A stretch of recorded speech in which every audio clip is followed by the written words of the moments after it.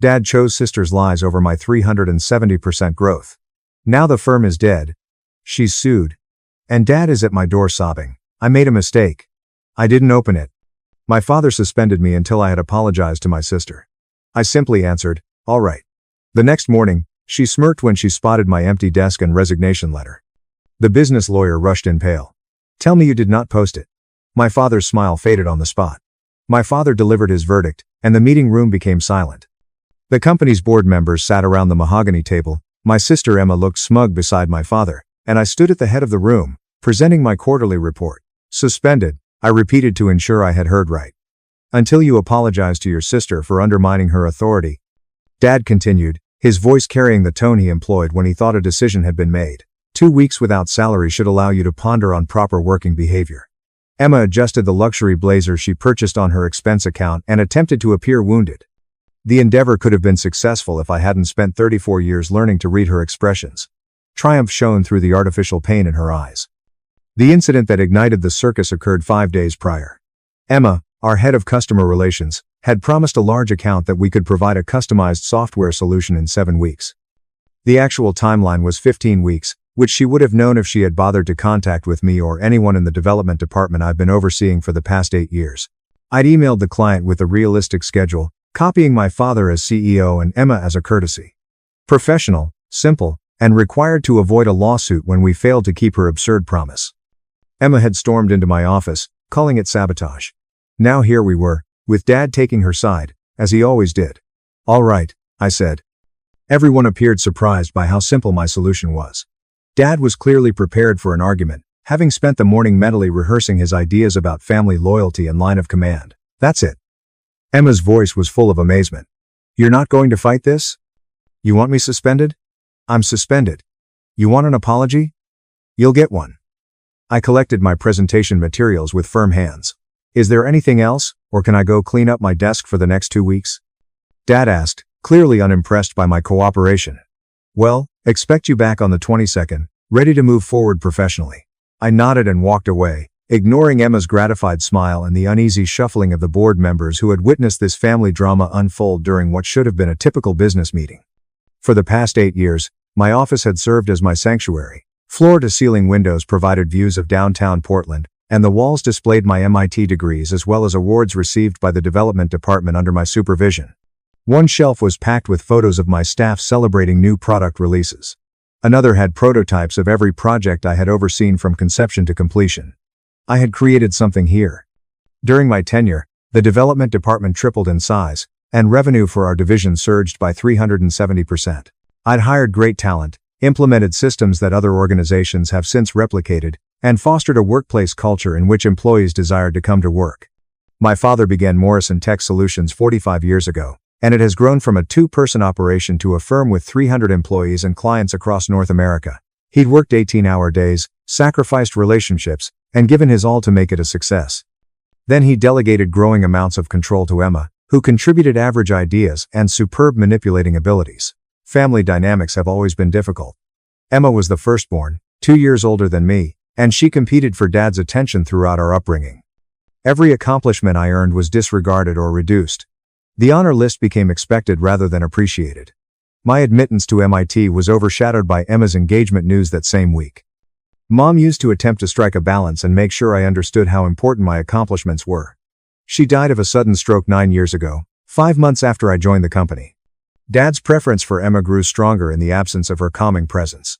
I began moving my personal belongings into boxes, working meticulously through drawers and shelves. My degrees came off the wall first, securely wrapped in bubble wrap.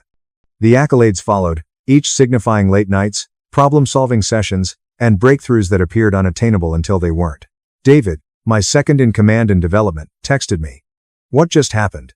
Emma's telling everyone. You're suspended. I responded, taking some personal time. You're in charge. Trust your instincts. More texts arrived from team members, but I turned off my phone and started packing. Each item I wrapped felt like I was shedding weight that I hadn't realized was so heavy. The difficulty of continually justifying my decisions. The weariness of showing my expertise to individuals who are determined to question it. The disappointment of seeing my father choose Emma's ego over the company's success.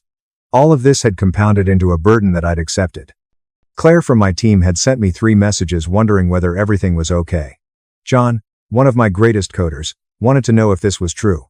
Even others from different departments were reaching out, perplexed by Emma's happy assertion that I had been dealt with properly. Grapevine had always been efficient, but seeing it operate in real time revealed something I hadn't really appreciated before. Everyone knew. They'd witnessed Emma's incompetence, her taking credit for tasks she hadn't completed, and her tendency of making promises that my staff had to hustle to keep. They had sensed Dad's preference, even if they had never expressed it clearly. My phone rung with a call from Aunt Ellen, Mom's sister. She was the only family member, aside from Mom, who had never observed the dynamics fully. After Mom died, Ellen attempted to maintain a relationship with both Emma and me, but the balance became increasingly difficult. I responded to this one. "Hey, Aunt Ellen, your father just called me and asked if I could talk some sense into you," she stated without explanation. "He seems to think you're having some kind of breakdown. I told him that suspending you for doing your job was probably the stupidest decision he's made in 45 years of business." I was still smiling. How did he take that? About as well as you'd expect. He hung up on me. She sighed. "Are you okay, sweetheart?" "Honestly, I think I'm better than I've been in years." "Is that weird?" "Not even a little bit. I watched you try to earn his approval your entire childhood. I watched him dismiss every achievement and excuse every one of Emma's failures. Our mother and I were constantly discussing how scared she was about both of you. You for never being enough and Emma for never having to be. The validation impacted harder than I had anticipated. Mom never told me anything about it. She didn't want you to feel forced to choose between admitting the problem and maintaining your relationship with your father. She was hoped he would figure it out on his own." Ellen's voice softened. "She would be proud of you for going away. She always believed you were stronger than you realized." We talked for another 25 minutes, with Ellen filling in information of discussions she had with Mom that I had no idea about. My mother had apparently been documenting Dad's favoritism for years, keeping a journal of situations in which Emma and I were treated differently. She meant to confront him about it later, but the stroke came first. "Do you still have Mom's journals?" I asked you. "I do. She asked me to keep them safe," Ellen explained. "Someday you might need to know you weren't imagining things." Ellen paused. "Do you want them?" "Yeah, I think I do." After we hung up, I sat in my empty office, reflecting on all the years Mom had quietly watched the imbalance, seen my pain, and recognized the harm being done. She attempted to compensate by becoming my champion, applauding my achievements when Dad refused, and listening to my complaints when I couldn't express them anywhere else. Losing her had removed the only barrier between me and the full extent of Dad's favoritism. The past 9 years without her had been increasingly difficult. Each episode became more distressing as there was no one left to validate my reality. The framed photo of my colleagues from last year's holiday party went into a box. The absurd World's OK Boss mug I'd received as a prank gift was wrapped in tissue paper. Beneath a stack of technical documents, I discovered a card handed to me by the team 2 years ago when we met an impossible deadline. Inside, they'd all left personal messages thanking me for protecting them from unreasonable expectations and pushing for the resources they required. "You never throw us under the bus," John wrote. "Even when it would be easier," David had added. "Best boss I've ever had. You actually listen." Reading through those notes today, with the office empty and my time here coming to an end, I realized I'd created something more significant than Dad probably thought. Loyalty is earned via respect rather than demanded by hierarchy. A team that trusted me because I continually put their needs before my own. Professional relationships are built on skill and mutual support, rather than favoritism and politics. Emma had the title, the corner office she had been vying for, and Dad's unflinching support. What she had never been able to establish was credibility with the folks who did the actual work. By late afternoon, my office was barren. 8 years of my working life fit into 4 cardboard boxes and a rolling cart.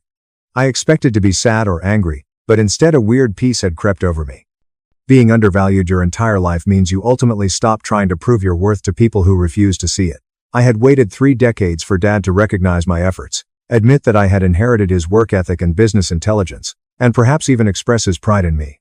Clearly, none of that was occurring. I took out my laptop and launched a new document. The resignation letter took 25 minutes to compose, despite the fact that I had been drafting it in my thoughts for months. I kept it professional and brief, thanked the organization for the chance and gave 2 weeks' notice for my contract, which became effective immediately. Then I opened my email and composed a new message. Every board member, all department heads, and a number of major clients were among the recipients. The subject line said, Development Department Documentation and Project Status. I was always cautious about paperwork. Every project included thorough files, defining timetables, resource allocations, budget considerations, and technical specs. Every team meeting included notes. Every choice was supported by documentation that explained why it was made. I'd also documented every time Emma made commitments without consulting development, every ridiculous timeline she requested, and every money she squandered on frivolous things while insisting my team accomplish more with less. Professional paperwork, no personal information, just facts, dates, and email chains. The email took 2 hours to compile. I've attached spreadsheets comparing the revenue provided by development to other departments. Project timings, comparing the predicted completion dates, I supplied to the dates Emma promised clients. Budget analysis show how resources were distributed among divisions. I supplied the email chain from the incident that precipitated my suspension, as well as 6 additional similar situations from the previous year, in which Emma made pledges without contacting the teams that would have to follow through on them. One particularly damaging attachment depicted a project from 8 months ago in which Emma promised a client a product in 7 weeks. The development team had predicted 16 weeks. Dad had sided with Emma, claiming that we could make her deadline. We completed in 14 weeks, but only because my team worked 60-hour weeks, and I personally funded the overtime charges that over budget, taking a pay cut to make the numbers work. The client had been satisfied. Emma had seized credit for the successful delivery, and only my team understood how much it had cost to make it happen. My finger was hovering above the send button. This would burn bridges, sever my connection with my father, and rule out any hope of reconciliation with Emma. Everything I developed here would be reduced to a cautionary story about family companies and ineffective management. I pressed send. The second email was sent to a recruitment business with whom I had previously communicated 4 months earlier, when I first considered quitting. They'd approached me about a post directing the technology division at a competitor, but I gently declined due to family loyalty. It's funny how quickly loyalty disappears when it just goes in one direction. Hello, Clara. I am ready to talk about the potential we discussed in August. If the post is still open, I may begin immediately. The third email was addressed to a lawyer I spoke with last year about contract specifics. Samuel, I need to go over the non-compete clause in my job agreement. Can we meet tomorrow morning? I knew what the provision meant since I wrote it myself during the company's legal restructure 4 years ago. It restricted me from working for direct competitors for 22 months, but the term of direct competitor was narrow enough to give me plenty of possibilities. The contract also featured elements I insisted on that other employees lacked, such as complete vesting of my stock options regardless of job tenure and a severance payment that kicked in under certain conditions. Being suspended without cause qualifies. By 6, my office was empty, and my car was full. I took one final look at the space that had been mine and went out without looking back. The house I bought 4 years ago was in a peaceful community about 25 minutes from the office. Small by executive standards, but mine, paid for with money I earned rather than inherited. The payment was affordable, the garden was tranquil, and the neighbors were pleasant without being bothersome. I carried the boxes inside, drank a large glass of wine, and sat on the couch with my laptop. The responses to my documentation email have begun to arrive. The first came from Michael Harris, the company's lead attorney. Call me immediately, said board member Benjamin Collins. We need to discuss this information. Could you come in tomorrow? 3 clients copied my email to their account managers, asking about project schedules. 2 of them expressed specific concerns about Emma's obligations. David from development. Holy, is this real? Everyone's freaking out. I didn't answer to any of them. Instead, I opened a bottle of better wine and ordered some Thai food, feeling lighter than I have in years. The phone rang 7 times that evening. Dad called 12 times. Emma called 8. Michael Harris called every 30 minutes, like clockwork. I let them all go to voicemail. The texts became increasingly frenzied. Dad's first voicemail was irate, asking that I call him back soon and accusing me of being unprofessional. His second question was perplexing, asking what I felt I was accomplishing. The third was nearly imploring, stating that we needed to discuss this sensibly. Emma's messages resulted in threats. She accused me of attempting to damage the company, being envious, and betraying the family. Her final voicemail was filled with sobs, stating that I was ruining all Dad had created. The irony was almost humorous. I'd spent 6 years helping Dad build something, but Emma had spent the same time relying on his reputation and making mistakes for others to clean up. Michael Harris's words were more measured but more urgent. The legal consequences of the documents I'd supplied appeared to have become clear, and he wanted to talk about my objectives. That night, I got the best sleep I'd had in months. The morning came with prolonged silence from me and continued chaos from everyone else. The calls had expanded into text messages, emails, and even a visit from my father's secretary, who asked me to contact the office. I replied with one group text to Dad, Emma and Michael. Clara from the recruitment business called at 7:30. I'll be in at 9 to collect my final belongings and submit formal paperwork. No discussion is required. The position is still open, and after seeing your portfolio, they want to fast-track the interview process. Can you meet with the CEO this afternoon? Absolutely. The second call came from Samuel, my lawyer. Your non-compete is narrower than I remembered. You have options. Come by at 11, and we'll discuss strategy. Perfect. I dressed carefully for the office, wearing a navy suit that exuded confidence without violence. Professional, composed, and eager to close this chapter neatly. The parking lot was fuller than normal at 8:30 a.m. Apparently, word spread, and people wanted to see what happened next. I strolled through the foyer, head held high, carrying a leather portfolio with my resignation letter and numerous other documents Samuel had produced after I emailed him about the situation last night. The executive floor was chaotic. Assistants crowded in corners, murmuring. Department heads stood at doorways, appearing anxious. Everyone seemed to be expecting an explosion. My former office door was open, and I could see Emma seated at my desk, going through the drawers I'd already emptied. When I approached, she looked up, her expression changing from frustration to rage. You had no right to send that email, she added, getting up so rapidly that my former chair tumbled backward. You've made me look incompetent in front of everyone. The documentation speaks for itself, I said quietly. Not entering the office, I merely gave information on project schedules and resource allocation. If that makes you appear incompetent, maybe the problem isn't with my email. Her face turned crimson. Dad's going to fire you for this. You've destroyed any chance of coming back. I'm not coming back. I was displaying the portfolio. I'm here to make it official. Footsteps echoed along the hall. Dad appeared. Michael Harris is close behind him. My father appeared to have aged 5 years overnight, his face drawn and his suit rumpled in a way I had never seen before. My office now. He turned, not waiting for an answer. Actually, the conference room would be more appropriate, Michael explained gently. This has moved beyond family matters. The same conference room where I had been suspended the day before now had a completely different vibe. The board members were not present, but Michael had brought along a paralegal who set up a laptop to record the events. Before we begin, Michael began kindly, I need to clarify that this meeting is being documented for company policy regarding employment matters. Dad seemed to want to argue, but Michael's expression stopped him.